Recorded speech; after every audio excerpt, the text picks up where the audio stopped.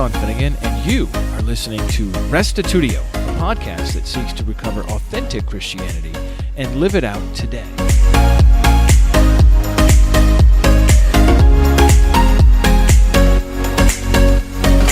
Community is so important, isn't it? As so many continue to struggle with the ache of loneliness, anxiety about social encounters, and the gnawing pain of depression, we who belong to Christian communities have a huge opportunity and even obligation to invite outsiders in, provide them a taste of God's goodness, and welcome them with a spirit of genuine hospitality. However, as soon as you begin reaching out to friends, coworkers, and neighbors, you may encounter a flurry of criticisms about Christianity. What about the crusades and the Spanish Inquisition, they may ask. Or perhaps they'll ask about pedophilia among priests or greedy mega pastors with private jets and multi-million-dollar homes. What can you say when these issues come up? In this episode, Daniel Fitzsimmons shares about answering charges of hypocrisy as well as what authentic Christian community looks like. Here now is episode 401, Why Christianity, Part 14, Hypocrisy and Community with Daniel Fitzsimmons.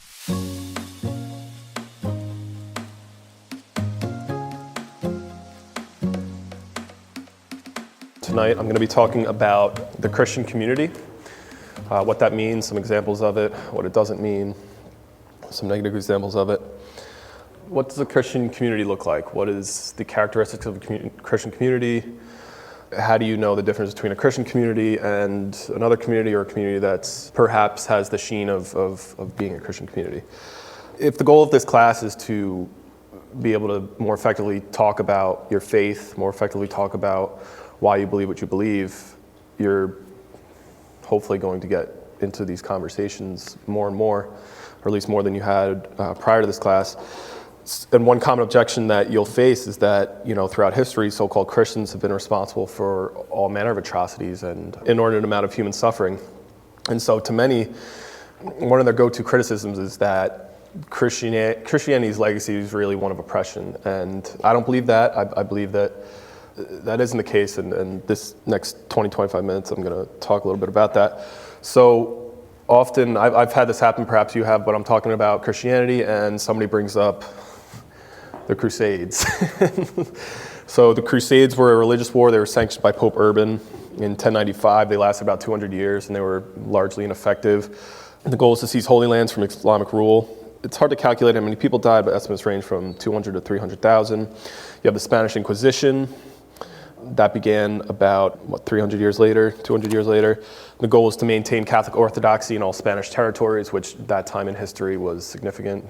The Spanish had many territories. So this is characterized by sham tribunals, tortures, and executions. It targeted anyone who did not conform to a strict Catholic orthodoxy, including those of other faith or those considered to be leading a deviant lifestyle. It was hard to find an accurate number for this, for the death toll. The range is 30,000 to 300,000, which is pretty useless. And then you have the larger, more general category of colonialism and imperialism, and this is where, whether through the genuine goodness of their heart and desire to spread the gospel, or people with ulterior motives would go to a foreign land, a foreign country, a foreign culture, and spread Christianity. Sometimes this was done with a genuine heart for God, and other times it was done under the guise of obtaining resources and acquiring land. And then we have a big one that is in the news today, sexual abuse in the Catholic Church. So the Catholic Church has always been sort of dogged by these rumors, but recently in the past 6-7 years, there's been, I'd say, a watershed moment on this topic. It sort of began with, in 2001, there's a team of reporters at the Boston Globe, and they uncovered systemic sexual abuse in the Boston Archdiocese, and they thought it was an isolated case. Turns out it's a worldwide problem in the Catholic Church, and this has understandably shaken a lot of people's faith in not only organized religion, but even devout Catholics are upset by this, and they feel betrayed, and rightly so. And so this topic in particular is one that continues to reverberate. There was a 2015 movie that talked about the Boston Globe and the Spotlight and the investigation, everything that happened after. And how many of you guys saw that movie? How many of you remember at the very end, when the credits were rolling, when they listed all the other places that sexual abuse had been uncovered? That was shocking. Albany, New York was on the list. Yeah. This past August, a report came out that said 300 priests in Pennsylvania were responsible for abusing more than 1,000 children. So it's still, revelations are still coming out. The Vatican in Rome is obviously paying attention and responding to this crisis. And then there are other more modern examples. These guys, Westboro Baptist Church, they're known for protesting the funerals of veterans. They're known for their signs, their tagline, "God hates fags." That's one of their call signs. This is Joel Osteen, the Prosperity Gospel. He was criticized a couple years ago for seeming not to open a mega church that could fit 16,000 people during the floods in Houston. He disputes those claims. He says that the church was flooded or whatever, but the fact remains that many people, especially on social media, took this as just another example of Christian hypocrisy. And the bigger problem, I think, with Joel Osteen is not that he did or did not open his church. It's with his message, Prosperity Gospel, that preaches if you donate to the church, you can buy God's blessings on your life. It's a very problematic doctrine. That's Joel Osteen's house right there pictured. It's $10.5 million. It's in a rich suburb of Houston. John Oliver, his very popular show Last Week Tonight, devoted a 25-minute segment to mega churches and to the prosperity gospel and the hypocrisy associated with pastors and others who follow this doctrine and preach it. And it's got 24 million views on YouTube. He just Google Last Week Tonight mega churches and it'll come up. It's got 24 million views on YouTube. I'm not even going to go into the way that Christianity intersects with, or people in politics try to bring Christianity into their campaigns, into their messaging, and whether or not it's fair or accurate to conflate these examples of Christianity in the culture with actual true Christianity. The fact remains that it has to be confronted and dealt with. You're going to have these conversations with people, and you have to be able to know what to say, because that's one of the first barriers that's going to pop up. What about all the hypocrisy that we see? It's important to acknowledge it, and it's important to address it. So in the interest of that, in counteracting this message, it's important to point out that God hates hypocrisy. There's many places in the Bible that illustrate this truth. In 1 John 4:20, it says, "If anyone says, 'I love God,' and hates his brother, he is a liar. For he who does not love his brother, whom he has seen, cannot love God, whom he has not seen." It's hard anything that I had talked about in the past 10 minutes, the crusades, the inquisition, sexual abuse, God hates fags, in no way could you construe that with loving your brother, I believe. I don't believe that persecuting and physically abusing people and hurting people in the name of God is actually love. That'd be a really hard argument to present in any real way. In James 1, verse 22, it says, "But be doers of the word and not hearers only, deceiving yourselves.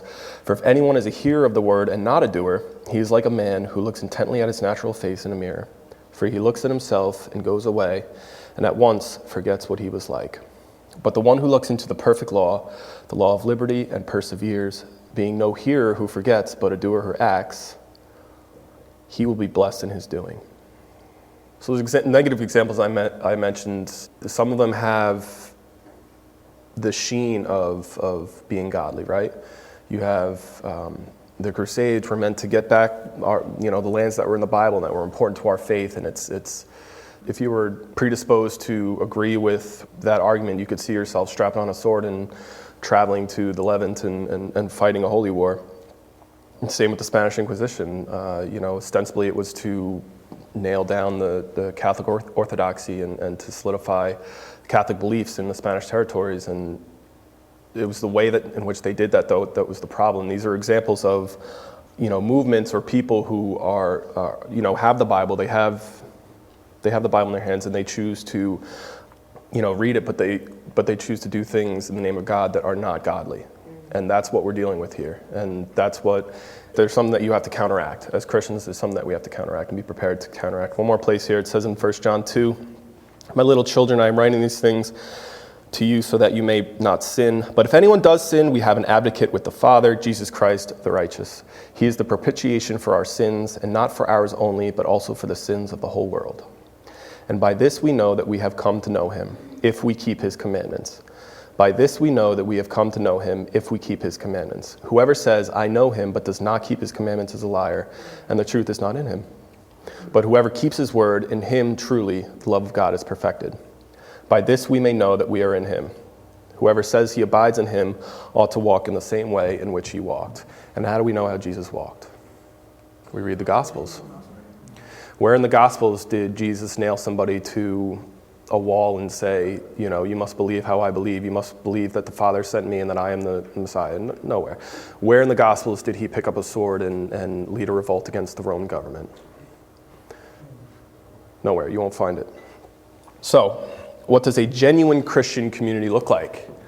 Enough with that stuff. Let's get to the better stuff. What does a genuine Christian community look like? In John 13:34, it says, "A new commandment I give to you, that you love one another just as I have loved you. You also are to love one another. By this, all people will know that you are my disciples, if you have love for one another." What's the operative word here? The main love. Love one another. Sean turned me on to this guy. His name's, this event. There's this guy named Cyprian. He was born in about, 200 AD in modern-day Tunisia in North Africa, a place called Carthage. And when he was 35 years old, he was baptized. This next part that I'm going to read doesn't necessarily have to do with this topic of Christian community. It has to do with what Cyprian wrote about his conversion and his God experience that changed his life. But I thought it was interesting enough that it's worthwhile. This is from one of his early works that he wrote. He says, "When I was still lying in darkness and gloomy night, I used to regard it as extremely difficult and demanding to do what God's mercy was suggesting to me. I myself was held in bonds by the innumerable errors of my previous life." He was 35 when he was baptized, "from which I did not believe I could possibly be delivered. So I was disposed to acquiesce in my clinging vices and to indulge my sins. But after that, by the help of the water of the new birth, the stain of my former life was washed away, and a light from above, serene and pure, was infused into my reconciled heart. A second birth restored me to a new man. Then, in a wondrous manner, every doubt began to fade. I clearly understood what had first lived within me, enslaved by the vices of flesh, was earthly, and that what instead the Holy Spirit had wrought within me was divine and heavenly." Those are the words of a man who had a God experience, an encounter with God, and it changed him forever. So in 250 AD, a plague broke out, spread across the Roman Empire, and there was a church historian who wrote, named Eusebius, who wrote less than 100 years later about how the Christians in Carthage responded to this plague. The following is from an article written by Sean Finnegan based on Eusebius' writings. So in 250 AD, a pandemic broke out across the Roman Empire, infecting thousands, perhaps even millions. Thousands died daily, afflicted with horrible symptoms, including diarrhea, vomiting, burning eyes, loss of limbs, loss of hearing, and loss of sight. Pontius, a deacon in the congregation at Carthage, noted how the city was littered with no longer bodies, but the carcasses of many.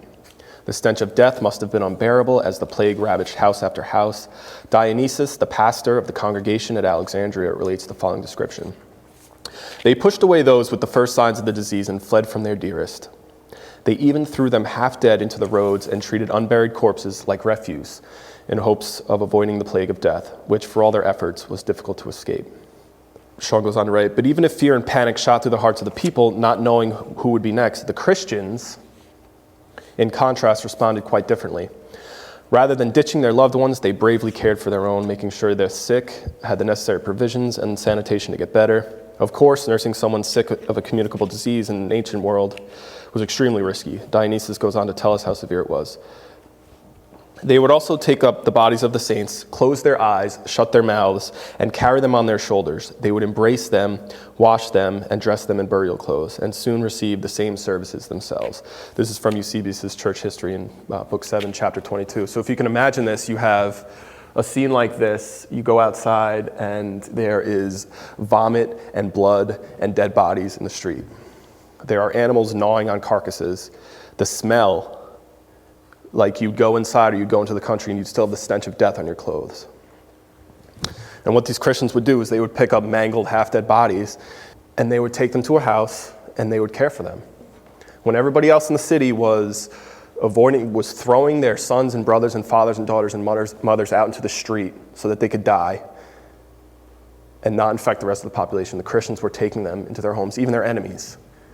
Eusebius writes, undaunted by death and without putting their own well-being first, the Christians reached out to the dying pagans all around them as well. Christian leaders urged their flocks to extend love to even their enemies.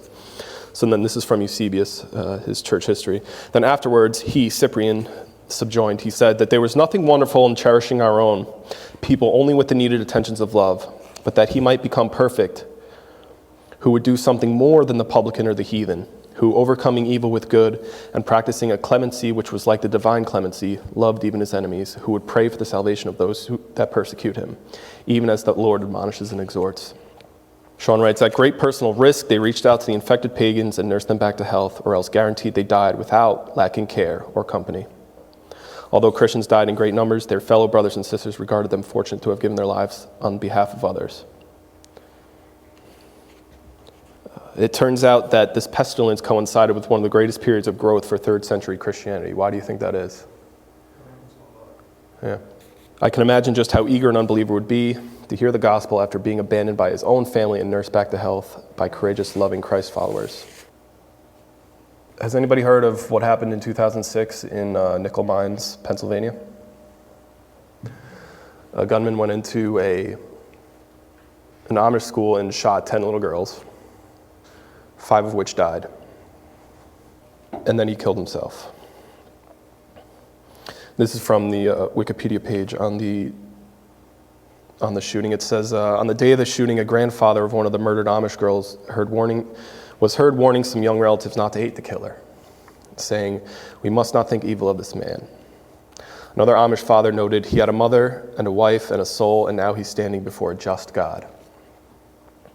A spokesman for the family of the man who committed this act said that an Amish neighbor comforted the Roberts family, the guy's name was Charles Roberts, hours after the shooting and extended forgiveness to them. Amish community members visited and comforted Robert's widow, parents, and parents-in-law. One Amish man held Robert's sobbing father in his arms, reportedly for as long as an hour, to comfort him. The Amish also set up a charitable fund for the family of the shooter, and about 30 members of the Amish community actually attended the shooter's funeral. An NPR story at the time said, Charles Roberts wasn't Amish, but Amish families knew him as the milk truck driver who made deliveries. Last month, it was announced that the Amish community had donated money to the killer's widow and her 3 young children. It was one more gesture of forgiveness, gestures that began soon after the shooting. NPR interviewed a sociologist who studied the Amish community. His name's Donald Craybill. And he said, I think the most powerful demonstration of the depth of Amish forgiveness is when members of the Amish community went to the killer's burial service at the cemetery. Several families, Amish families who had buried their own daughters just the day before, were in attendance, and they hugged the widow and hugged other members of the killer's family. The mother of the killer, she wrote a letter that said, to the Amish community that said, your love for our family has helped to provide the healing we so desperately need. Gifts you've given have touched our hearts in ways that no words can describe. Your compassion has reached beyond our family, beyond our community, and is changing the world. And for this, we sincerely thank you. This story went worldwide. So those are 2 somewhat extreme examples of a genuine Christian community. One from many hundreds of years ago and one from, 12 years ago, 10 years ago, whatever it may be. And there are other examples throughout history and even in recent history. So where is the Christian community? Like, those are extreme examples, but what are we doing here today in our church and in our community? Up on the board here I have a picture of Schenectady, a picture of Troy, a picture of Albany, a picture of Living Hope, where we are right now, unless you're watching us online. The answer to the question, where's the Christian community? Is it's here. It's right where you're standing, wherever you may be around the world. In the teaching of the Good Samaritan in Luke, Jesus says, which of these men do you think was the man who was robbed his neighbor? The man, and they answered rightly, the man that showed compassion and love to them. That man wasn't necessarily his physical neighbor. It applies to everybody. It applies to anybody that's in your orbit. So we have an authentic Christian community here at Living Hope, I believe that, and it's something that we've been talking about in Sean's fellowship and also on Sunday, Christian grandparenting and what you can do in your community. You talked at length that, acts that have been done in this very community, in this very room of people who have stepped up and demonstrated true and genuine love. We've recently started a benevolence ministry team where you'll get an email if there's a need in the church, and you can respond back with what you can do to help, whether it's driving somebody somewhere or making food, or there's any number of things. On Sunday, we have the AV booth, we have the music ministry, we have food service, we have any number of activities that you can get involved with to demonstrate and live out Christ's teaching of love and of service. It doesn't have to be some life-altering, you don't have to expose yourself to a deadly plague or go on an overseas missions trip to be part of a Christian community, an authentic one that's effective. In 1 Corinthians 12-14, it says, "For just as the body is one and has many members, and all the members of the body, though many, are one body, so it is with Christ. For in one Spirit we were all baptized into one body, Jews or Greeks, slaves or free, and all were made to drink of one Spirit. For the body does not consist of one member, but of many." In verse 15 it says, "If the foot should say, because I am not a hand, I do not belong to the body, that would not make it any less part of the body. And if the ear should say, because I am not an eye, I do not belong to the body, that would not make it any less part of the body. If the whole body were an eye, where would be the sense of hearing? If the whole body were an ear, where would be the sense of smell? But as it is, God arranged the members of the body, each one of them, as he chose. If all were a single member, where would the body be? As it is, there are many parts, yet one body." This is Paul's vision for the Christian church. It's made up of individuals who all work together in concert to further the spread of the gospel. And the way that you spread the gospel is, yes, you have the gospel message, but people respond to how you treat others around you and how you treat your fellow Christians. So many people have come to this church and stayed because of the community here. And that same goes for churches across the country. It's the way that you act. It's not what you say or the gospel message in and of itself. It's that, and then the demonstrated day in, day out small acts that add up to this Christian community that we're supposed to embody as part of the body of Christ. Paul is saying here, the body of Christ, this Christian community, is made up of many members. Every member is important, and all members contribute to the work of the body. And there is a place for you in the Christian community, regardless of your background or perceived shortcomings. The point here is that you can be part of the body, wherever you are. Indeed, you are called to be part of the Christian community. In whatever capacity you can contribute, there is a place for you. You do not have to expose yourself to a deadly plague, as I said, or embark on some life-altering mission. It could be something as small as parking farther away at a Sunday service so that the elderly have an easier time getting into the building. Or cooking a meal for a family who recently lost a loved one, helping someone move, talking to someone unfamiliar after a Sunday service, noticing someone is hurting and asking them in an authentic way if they want to share what's on their mind. It can be as big as taking someone into your home who needs help, or traveling overseas on a missions trip, or going to seminary to become a pastor if that's what God has called you to do. There are countless examples in this very community of people doing all of those things and more in pursuit of living out this idea of an authentic Christian community. The defining characteristic we see in the Bible of an authentic Christian community is one of love. In John 13, verse 35, it says, "By this all men will know that you are my disciples, if you have love for one another." That's how people will know that you're a true Christ follower and that you're part of a true Christian community, if you love one another. Galatians 6:10, it says, "So then, as we have opportunity, let us do good to everyone, and especially those who are of the household of faith," especially each other. Our behavior and actions within our own Christian community and towards those within our orbit speaks louder than any billboard or advertisement or, come to my church speech could. The small everyday actions we take to embody the teachings of Christ add up to a portrait of love and service that those who are on the outside find intriguing and irresistible. A true, authentic Christian community should disturb anyone who encounters it, but is not part of it. It should compel them to want to know more, to want to know why we're different than any other group or culture they've encountered. An authentic Christian community should reflect the life of Christ and beckon to those on the outside to come in and see what this is about. It should compel them to learn who Christ is and in turn, who they were meant to be. Well, this brings our episode to a close. If you'd like to leave a comment or ask a question, come on to restitutio.org. Find episode 401 on hypocrisy and community and leave your feedback there. I did want to let you know about a couple of exciting events we have coming up this fall. And that is, first of which, Kingdom Fest is coming up, and that is an event up here where I live, right near Albany, New York, in a town called Latham, where we rent out a big tent and cover the parking lot on one side, and we have lots of people come in from outside the area. And essentially the idea there is just celebrating together with the family of God. It's an event very much targeted at the whole family. It's much more of a festival than a conference where all ages are taken care of. We have an excellent children's program coordinated by my wife, Ruth, who is a superstar. She having 4 kids herself. And there's also going to be a lot of praise and worship music as well as preaching from a number of different folks. If you want to get more information about it, you can visit lhim.org. That stands for Living Hope International Ministries.org. And find the icon that says Kingdom Fest, and that'll give you all the information that you want. That's a full weekend event, September 24th to the 26th. Also, in other news, we now have our Unitarian Christian Alliance Conference registration open, and it is filling up. So please do register for that if you are interested in coming. That event is going to be October 15th to the 17th, and it's held right outside of Nashville, Tennessee.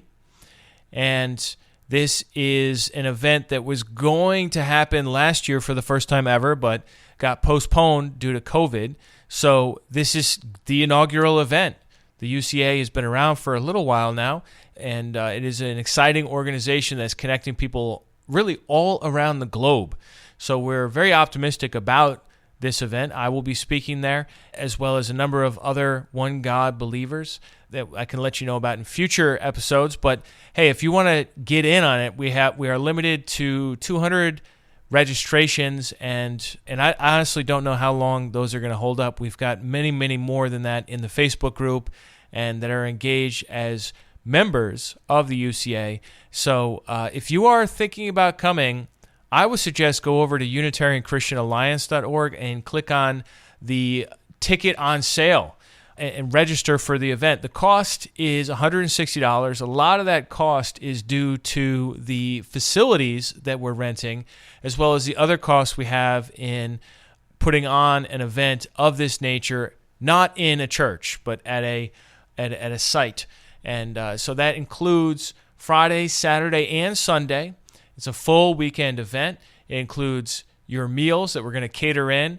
And also, one of the high priorities for this event is making sure that we have top-notch video recording. And so we've hired a videography company, and we are looking to put out top-notch videos after the event on YouTube. So some of the cost goes to that as well. But hey, you do not want to miss this event. This is the first inaugural UCA conference.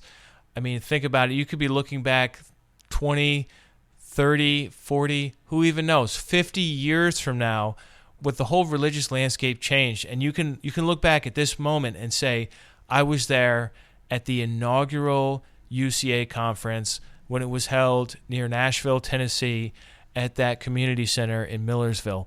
And that would be huge. So don't miss out. I encourage you, do not miss out. Come over to UnitarianChristianAlliance.org and get your ticket now. I already got mine. I hope to see you there. Now, something else I did want to bring up for those of you who can't make it, or those of you who are uncomfortable with conferences, or you have some other criticism, I would just ask that you support your brothers and sisters in Christ who are trying to do something. This is a big movement that we're initiating and that we've been working and really putting our shoulders behind in order to unite people together, in order to build. And I have seen some really unfair criticism of the UCA conference by people that really, I think, should be supporting the UCA and the vision of seeing this one God truth spread around the globe, increase, and make its way into scholarship and into the colleges and into the pulpits of the churches around the world, because that's really what we all want. But I think we have to be careful about criticizing what we don't know about and impugning malicious motives to the board. Look, I'm on the board. The board is just a few of us that have started this organization. We are not on a power trip. We are not control freaks. We're not even paid, okay? And it takes a lot of time and effort to put on an event like this. We've met way more than we normally meet in order to get the details worked out. This is a labor of love, and I'm not saying you have to come to it. I'm not even saying that you have to promote it on your own social media. But if you do, I think that would be great. What I'm saying is just please don't be a divider. Please don't be a Galatians 5 works of the flesh, somebody that's going to impugn divisive and mean-spirited intentions to those of us who are trying to build something. If you don't have anything nice to say, guess what? Keep it to yourself. And if you don't want to support the UCA, okay, well then support whatever it is that you believe is worthwhile. There's a lot of small organizations out there, but there's no big one.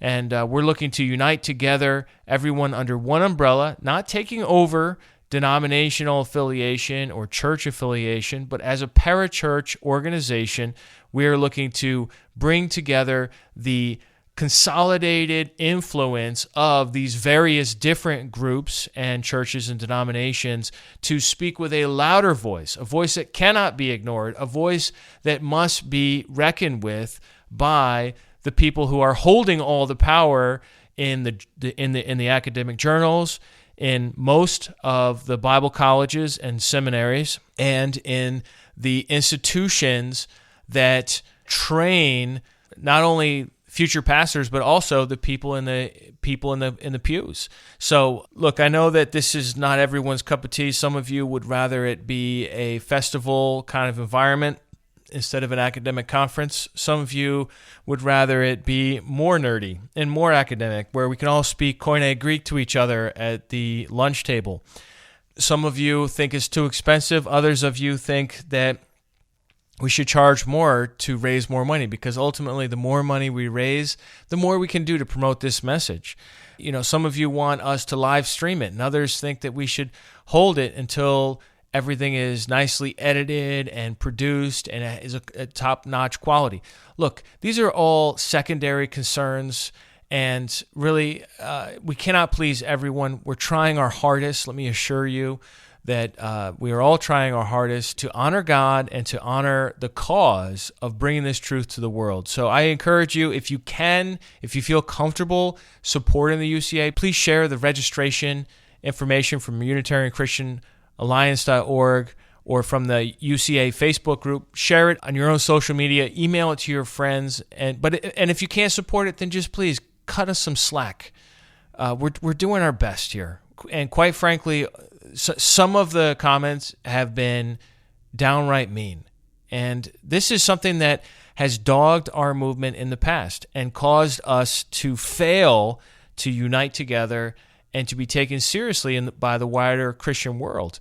And this is something that needs to change. So that's my little encouragement to be loving in how we treat each other, even when we have these little disagreements here and there. Well, that's it for today. Thanks, everyone, for tuning in. We'll catch you next week. If you'd like to support this ministry, you can do that at restitutio.org. And remember, the truth has nothing to fear.